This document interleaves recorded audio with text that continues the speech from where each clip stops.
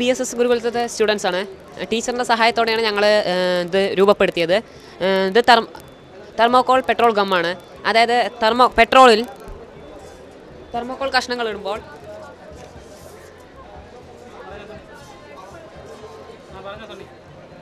അവ അലിഞ്ഞ് ഒരു പശയായി മാറുന്നു. ഇങ്ങനെ ഈ റിയാക്ഷനിൽ പല എയർ ബബിൾസും എസ്കേപ്പ് ചെയ്ത് പോകുന്നു. മാത്രമല്ല തെർമോകോൾ ഒരു സെമി സോളിഡ് സബ്സ്റ്റൻസായി അടിയിൽ കിട്ടുന്നു. ഇതാണ് ഞങ്ങൾ പശയായി ഉപയോഗിക്കുന്നത്.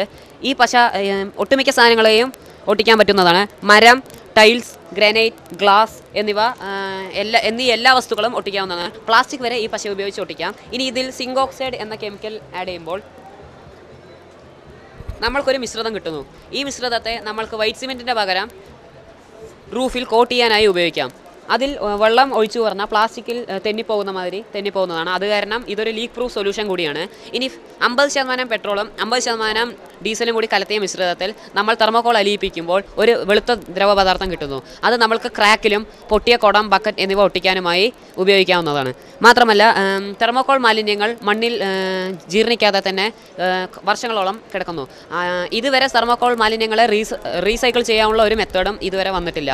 ഇതാണ് ലോകത്തെ തന്നെ ആദ്യത്തെ തെർമോകോൾ റീസൈക്ലിംഗ് എന്ന കണ്ടുപിടുത്തം.